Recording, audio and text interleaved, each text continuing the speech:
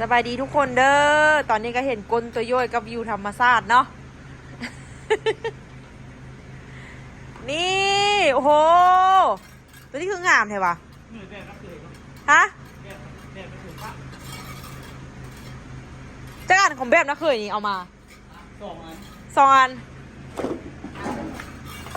ตอนนี้เรากำลังสิพากันมาโบกตั้งทุกคนเนาะ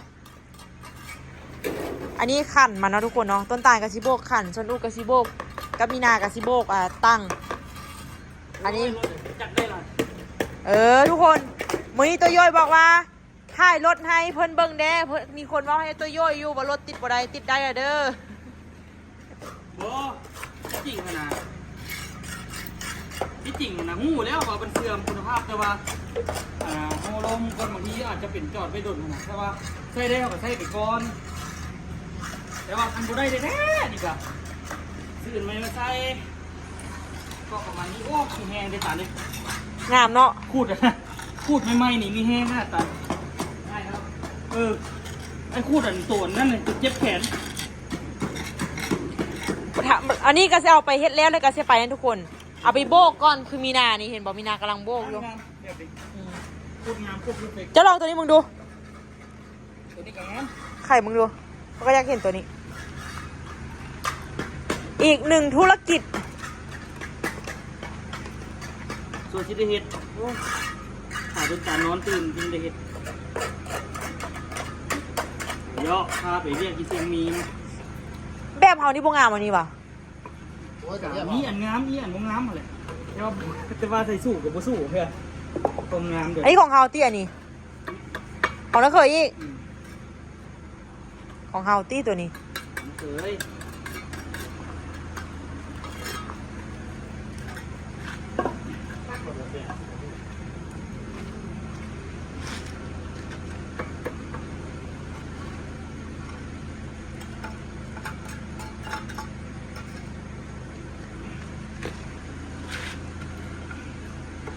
วันนี้โบเฮ็ดละปะไปดุนนะ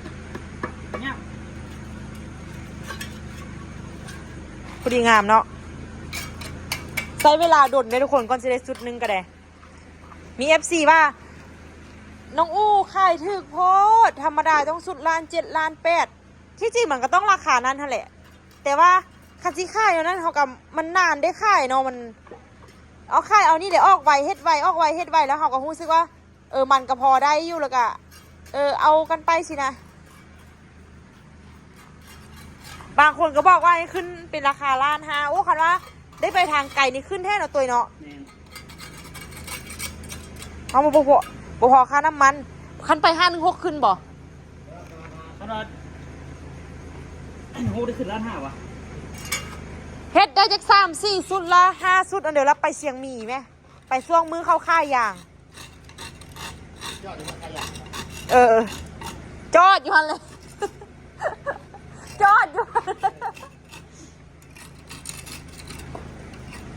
เลาะขายอยู่ครับเลาะขายมันขายยากหาผ้าขายอยู่ว่าพี่ขายอยู่อันคอนวัดก็ชิได้ขายนะจอดปั๊มน้ำมันตู้ประจุอันนี้เนาะ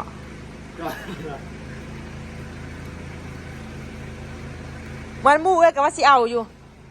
หัวมาโอ้สิมั่วเนี่ยหัววะง่ายเลยเด้อง่าย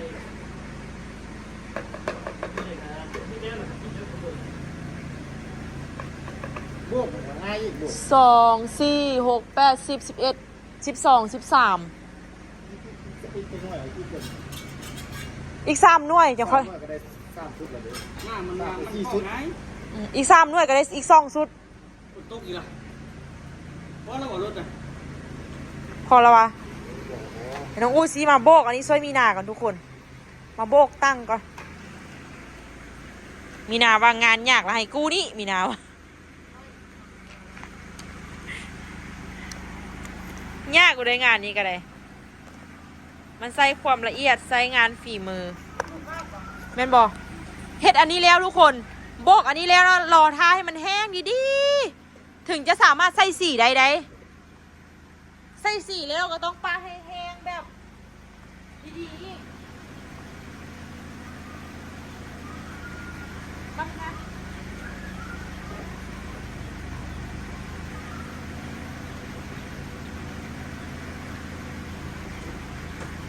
ให้คนที่เจ็บต่อยบอลซะต่อยเลย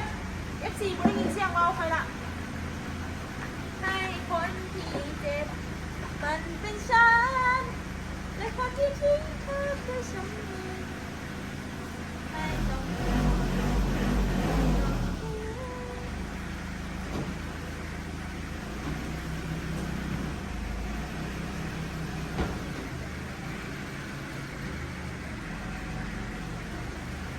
เสื้อตอนพวกเขาติดบุญญาคนเดียว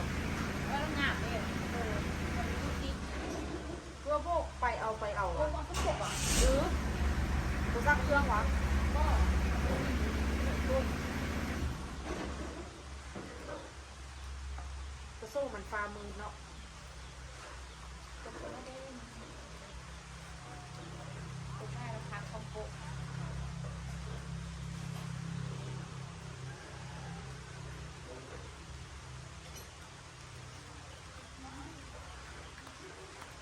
ถ้าติ๊กโทร5ดีกว่าตัวไปโทร5เราดีกว่ากับโทร5มาธุรกิจเป็นไงแล้วเรายังได้ออเดอร์เรื่อยๆอยู่ตีในรูปที่อะไรก็ได้ร้านในบางประเทศทำกันเลยจะสุดก็หรอแก่เมื่อวานยังกินอยู่เลยเหรอ Ngon đi. ฮะ Con tìm con két cho này. แก่แต่ Két này, cho két. ก็คือ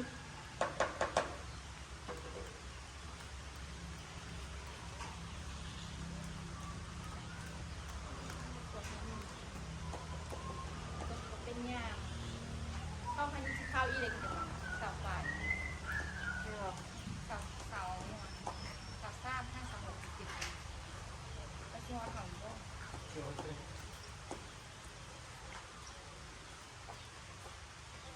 อันติ้งจับมือเหลือดับก็เป็นแค่ว่าเนาะตุ๊กตา ส้มตรคันเฮ็ดมือนี้ละมื้อหาซี่เลยบอกหาซี่แล้วมือเดี๋ยวไปส่งบนใดมือเนาะ คันแรก ซิคอนเฟิร์มลูกค้าก่อน คันแรกทานอายุคันมันไม่ได้ที่พูดมันแห้งแล้ว โอเคผมมันพุทธถึงก่อน เดี๋ยวสิได้บอกลูกค้ากันว่าช่วงนี้ฟ้าบนฝนตกบนบอนตากอันนั้นสิได้ขอเลื่อนเวลาก่อนเด้อเพราะมันแดดแห้งๆเด้ ยึดยากนะคน เฮ็ดยากนะถ้าได้เฮ็ดยากนี่ราคา1,300,000นี้ขึ้นให้ได้บ่ขนาดนั้นไปลอง เนี่ยเห็นไหมจากนี้แจกแบบนี้ ในตู้นั้นคิดตัวของน้องมาซื้อดินได้สิซื้อโต๊ะหินชัวร์ ไปถามมาแล้วก่อนมาห้องหน้าก่อน ลองเลย ไปดวงสิ มีสัจจาในหมู่โจรขนาด วันเขาวันเอาเราที่แบบพี่ที่ว่านี่ เออ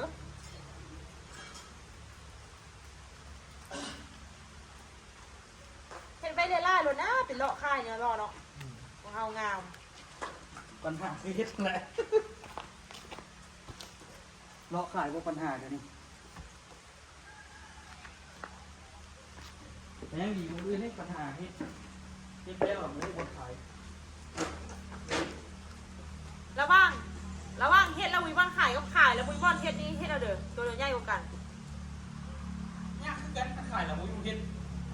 อันนี้ก็ยากเหมือนกันเลยขายแล้วพี่วนเฮ็ดที่ใส่ดอก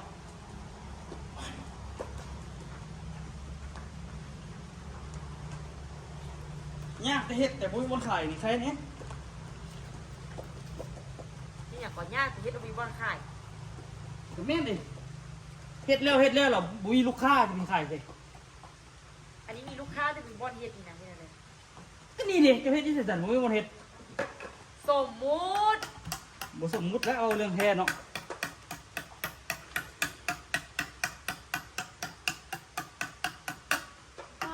คืนกวนตัวนี้กวนกีฬาเลยนี่ อู้กับปัดได้อยู่มีนะ ฟางมีกับปัดได้แล้วเนาะฟางนี่เนาะสมตรงกระปุกสีอันสูงตรงกระเด็นกระเด็นสมโตสมปลานิ่นลือทมปลาซ้อน ก็คือเฮ็ดปอดอันฟาดคือมีนา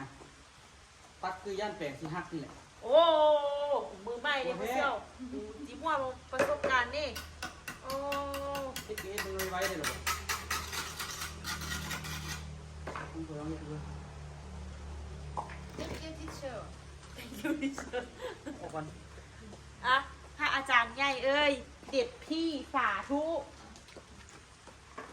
ที่ไหนบ่ได้บอก วันนี้มากับคุณสานะ เดี๋ยวนี้เรื่องที่กูละ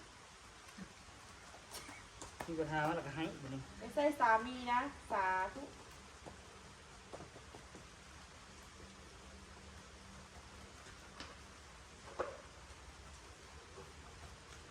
สั้นปะจะกับเบิ้งหูมันเด้ บัตร2 บาทเนี่ยให้เบิ่งฮู้ละยังคนเลี้ยวครับ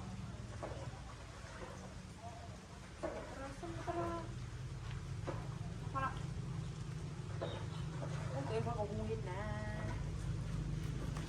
อย่างโบเลียวใช่ไหมน่ะอุ้ยไปวงเบอร์แล้วไปออกไป ออกไป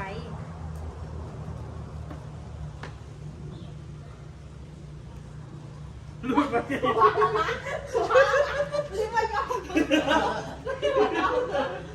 น้องแม่ที่เฮ็ดน่ะ หัวตาระวัง เมื่อไหร่เป็นคลิปเลย อย่างไม่ตายจกก้นจกกอยแต่ละมือเบิ่งเอาเด้อทุกคนเดินเป็นเดินว่าอู้จะคอยหายตัวเดินเบิ่งเดินนิสัยเป็นคนอันนั้นแหละ เจ้าพูดของต้นงูอย่างกี้น่ะขอให้บ่ตื่นซับเจ้าเสือ เรื่องนี้น่ะเจ้าเป็นคนสวงคอยเฮ็ดน่ะต้ยไม่ได้คิดได้อะเรื่องนี้น่ะ ข่อยก็เซาไปโดนแล้วเจ้ามาเฮ็ด เสาโด น้ำ น หลัง ตายอี้วีเด้ เจ้ามาเฮ็ดน้ำหลังข่อยเซาไปโดนละ เสาจะโดนนะว่าแล้วนะว่าทางกูออกไปเถื่อ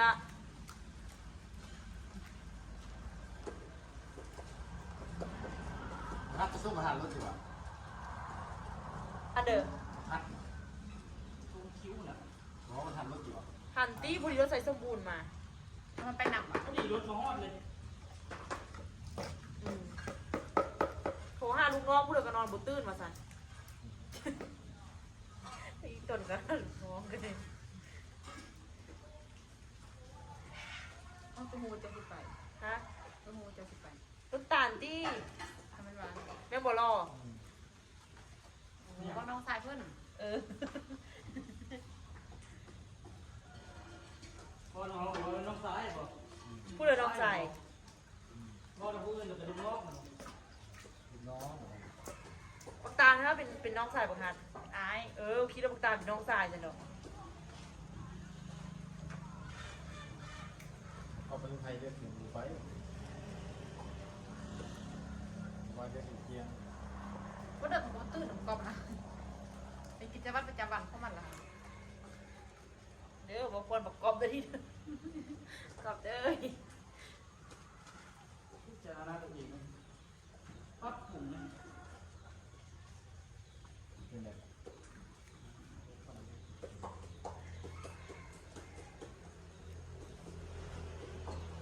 ไปว่าจะร้องกันนะ เดี๋ยวนี้นะตรงไปมันคือนี่นะหรือว่าเอาเดี๋ยวพูด เอา ว่า ปุ่นโบกซะด้วย นี่วะ อ่อนเสือปุ่นเงี้ยนะ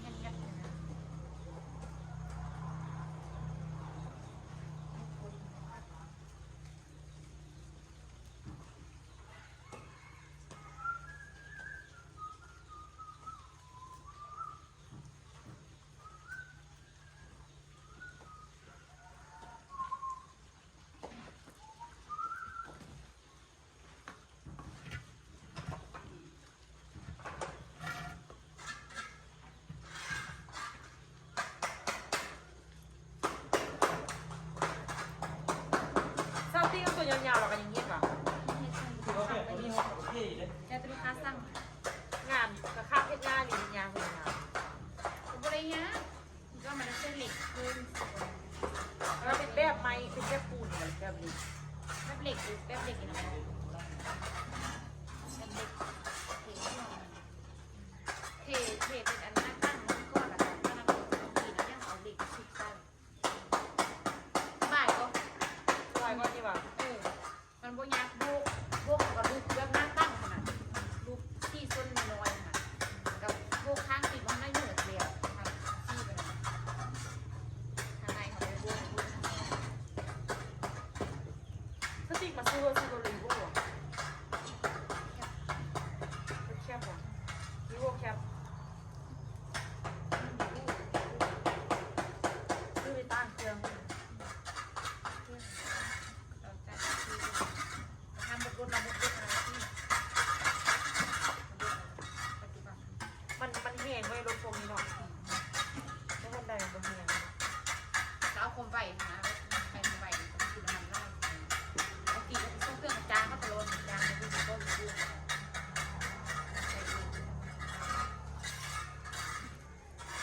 มาไปเที่ยวแล้วเราดูกันเป็นคุยกันเนาะเดินรู้อะไรกันยักเที่ยวเลยเนาะ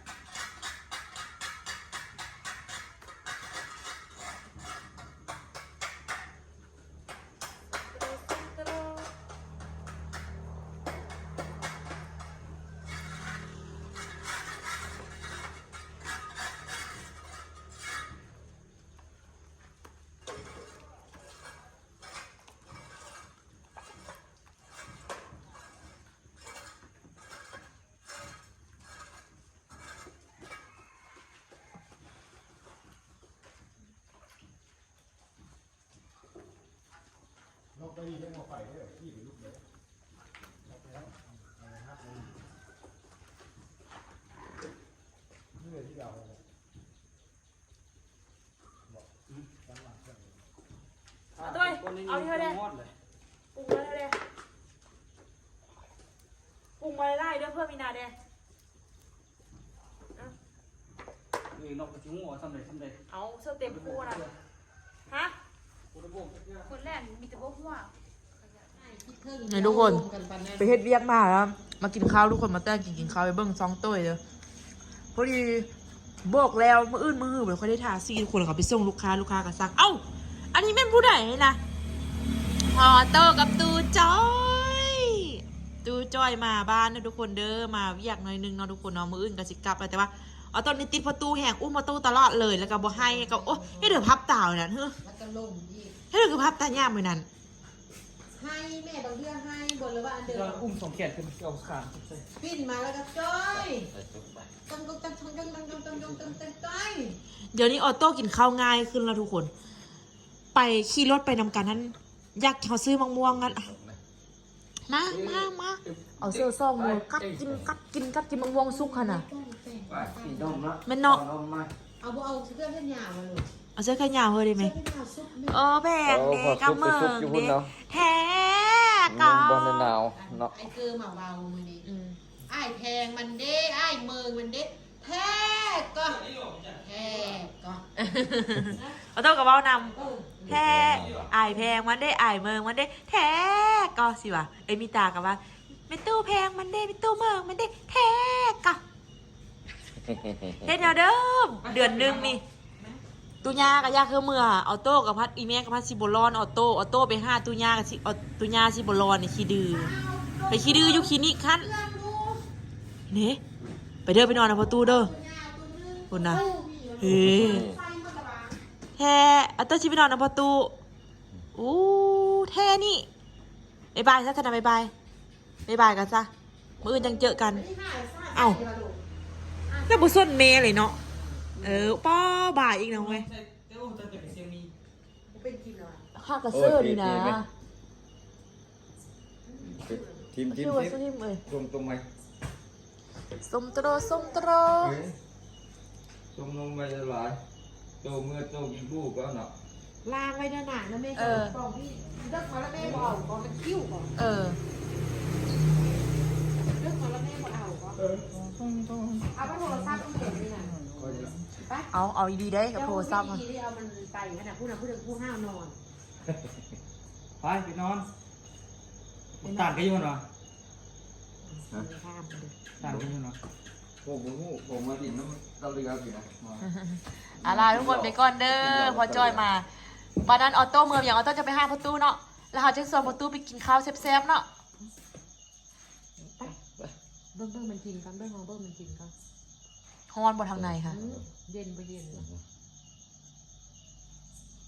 กินตัวนี้ก็พอแล้วไม่นี่ก็กินแตงไล่ละไปบ๊ายบายแม่ที่บ้านคุณนะเขาเด้อ